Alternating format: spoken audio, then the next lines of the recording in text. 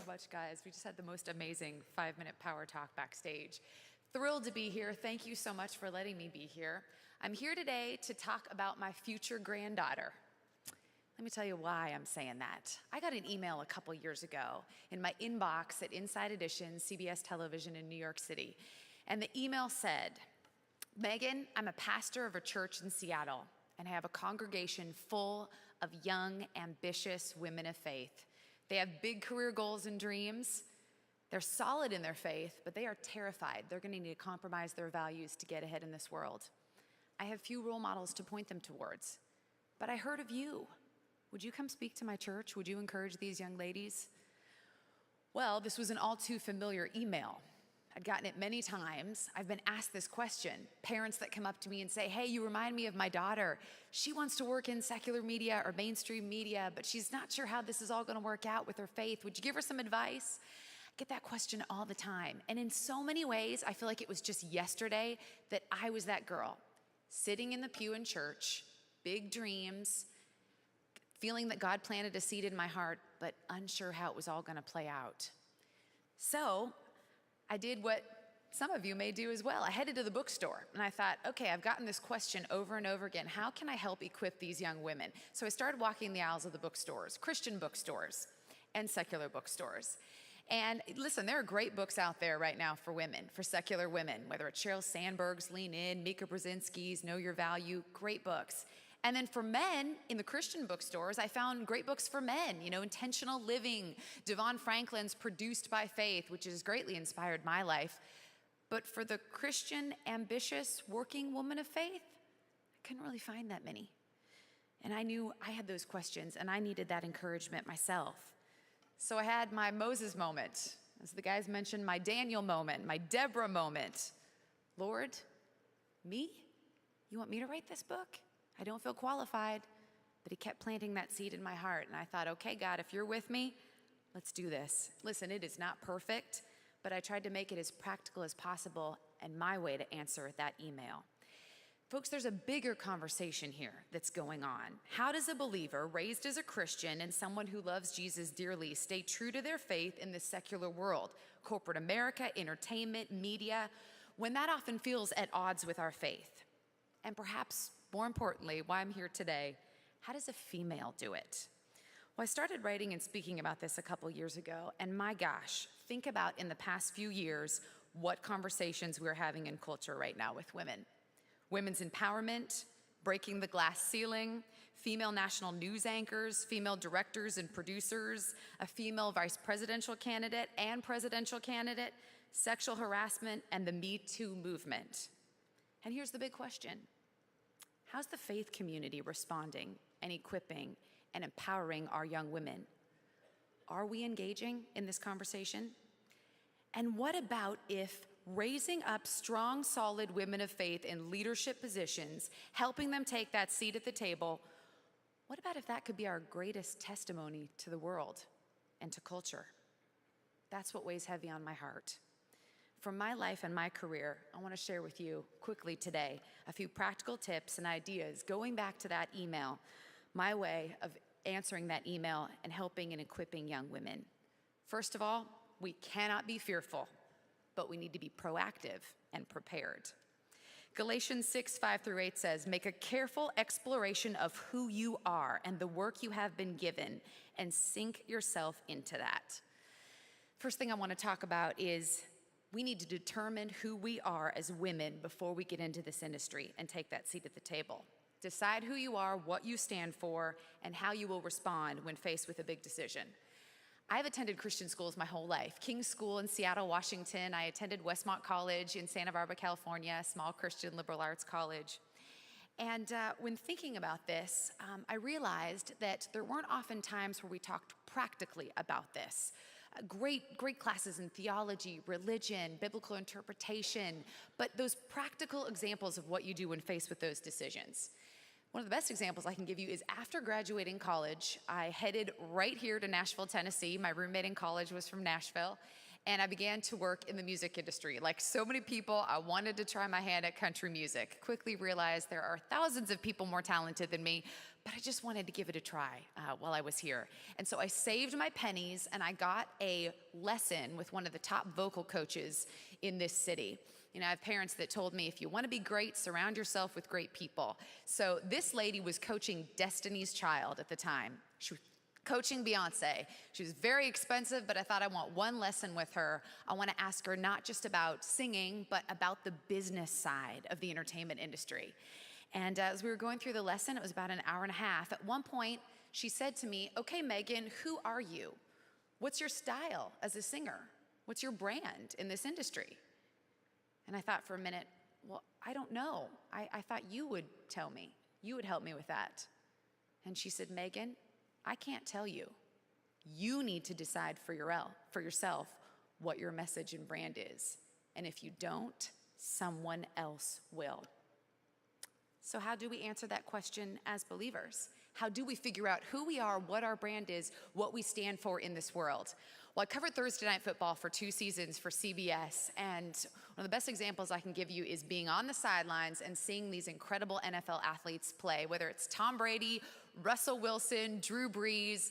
I am always astounded being on the sidelines, the loud stadium, whether it's Arrowhead Stadium in Kansas City or where the Seahawks play in Seattle, some of the loudest stadiums in the country. How do those players focus? The pyro's going off. The crowd is so loud. The billion-dollar industry that's swirling around them. How do they focus, those quarterbacks, and find their wide receivers in the crush of the uniforms? Well, they've practiced. They've run those routes over and over and over again. They've attended practices. They have those playbooks. They've decided ahead of time what they're gonna do and run all sorts of different situations. We gotta be that way as Christians. We have to talk about these things. You know, I really realized in my Christian education in church, I never really discussed sexual harassment among believers, women in leadership issues. We did not often discuss some of those ethical dilemmas, and I mean the real life nitty-gritty everyday moments. Let me give you another example of why I think it's important to do that before you enter the workforce. So here's an example from what I'm doing right now. As a reporter at Inside Edition, we have the Oscars this Sunday. My entertainment news magazine show, something that we do is the day after a big award show, we'll recap who won what, and then maybe the second day, we'll recap who wore what. Fashion is such a big deal in our industry, right? It's the Benham Brothers' favorite segment, the fashion segment. So we recap who wore what. And as one of the female reporters on the show, this is a practical example of something I've been faced with. I often, I'm given the assignment that we will do a story on, say, somebody that walked the red carpet, a famous actress, what she wore, and say that dress cost $10,000, but we want to help the public dress just like Angelina Jolie at a fraction of the price. So she's wearing a $10,000 dress. They'll get me a $50 dress, and that'll be my story. Well, I walked into the studio 2 days after, and I was very aware that the most clicked on story was a certain celebrity, very big celebrity, that had walked the red carpet in a very revealing white dress. Skin everywhere, high slit, the whole deal, not a lot left to the imagination. Good for her. I would never wear that dress. And I walk in Tuesday morning, it was a white dress, and what do I see in the back of our studio but a white dress? And the stylist said to me, "Okay, Megan, that's the dress that you're gonna wear today. We're gonna do a story on this celebrity and how the viewers can look just like her." And I took a look at that dress and I thought, I can't do it. My grandfather watches this show. My father watches this show. My husband watches this show. And me as a woman, where do I find my value and my worth? Didn't want to wear that dress. So what do you do in those moments? What do you do? So I said to the stylist, "I'm sorry, I can't. That one's just not for me. Nope, not today." And in that moment, she pushed back on me and she said, "No, Megan, no, we always do this story. You need to put on that dress. That's the most popular celebrity of the moment. Come on, we got a couple hours to turn this story. Let's do this thing." And I'm feeling the pressure and everyone's staring at me. And listen, I want to deliver for my show. I enjoy my job. I want to deliver for my boss and make deadline and turn this story. What are you going to do in those moments? How do you train for those moments? And I took a deep breath and I tell the young people, go into this industry knowing your black and whites. What will you stand firm on, and when can you compromise and work the problem? And so in that moment, I took a deep breath and I thought, okay, got to figure this one out, got to work this problem. So I said to the stylist, I'm sorry, I cannot wear this dress, but let me figure this out. Just give me a couple minutes. Give me that black dress. Let me go into the bathroom. Just give me a couple minutes. I'll come back out. I think I can make this work for you. And she's like, oh, gosh, okay, fine, whatever, go.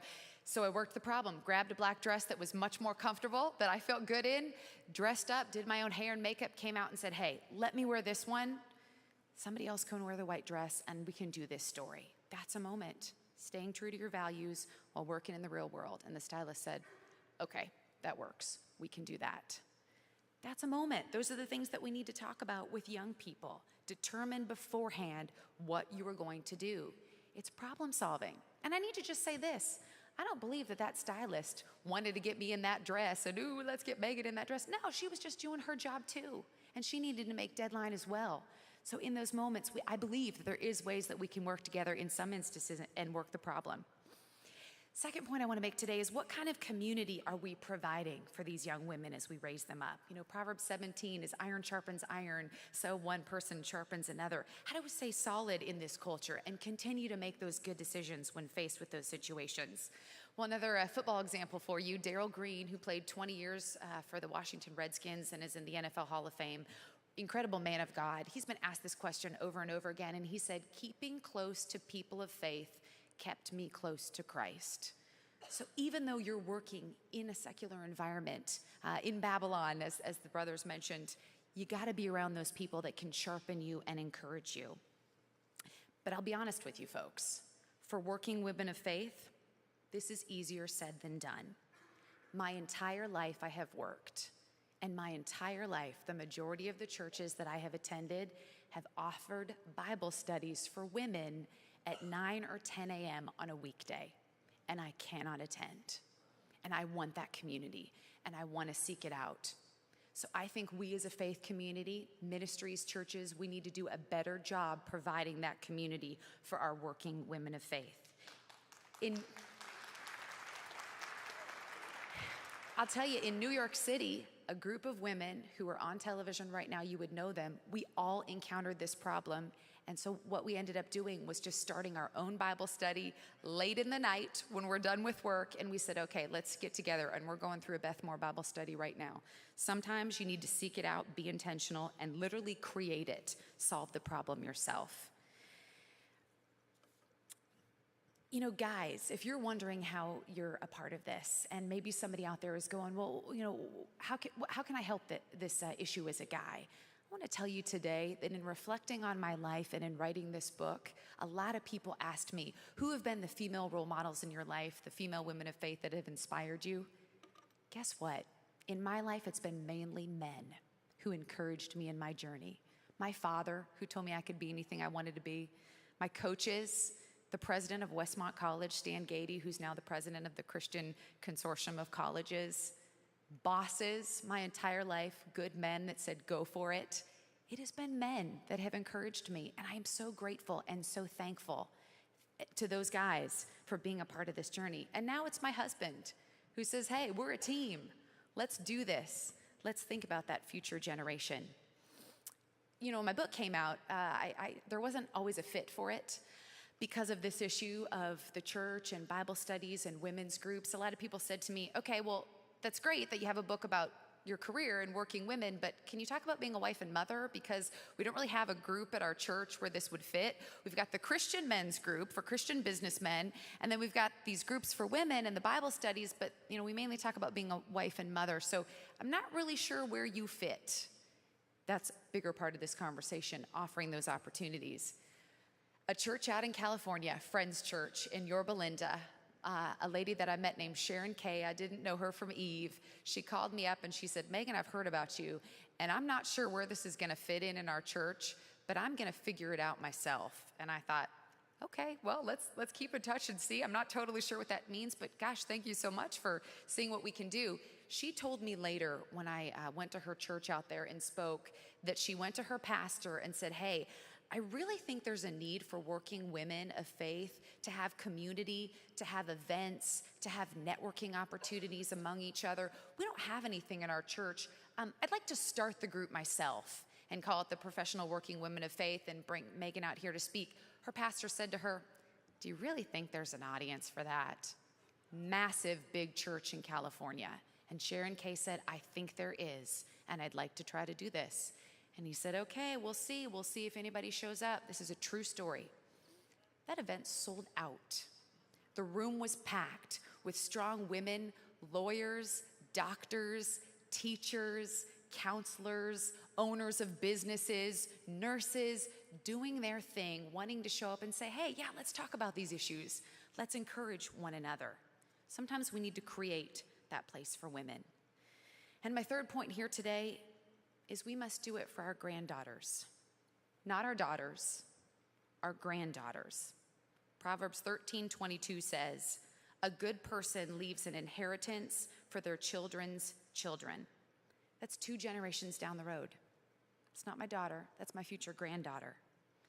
That means what we are doing right now here today is setting the stage for our granddaughters. I don't know about you all, but that's sobering for me. That is humbling. Wow, we've got a lot of work to do.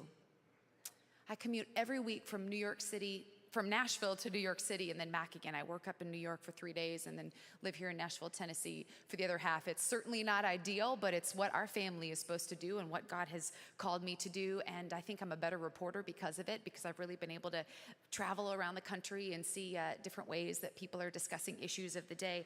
But I gotta be honest with you, in this commute, I worry that the faith community is missing out on this pivotal moment in culture right now. How we are discussing, equipping, and empowering strong female Christian leaders. I think we need to seriously consider how we are raising those girls up. Because folks, if we don't, in our ministries, in our industries, in our groups of fellowship, the secular world is waiting with open arms and plenty of opportunities for our young women. They're saying, here we are, come on over. What are we doing to welcome those women to have a seat at the table? That's on my heart. That's how I'm trying to answer this email. That's why I wrote my book, to practically equip and empower this next generation of women who believe God is calling them for such a time as this.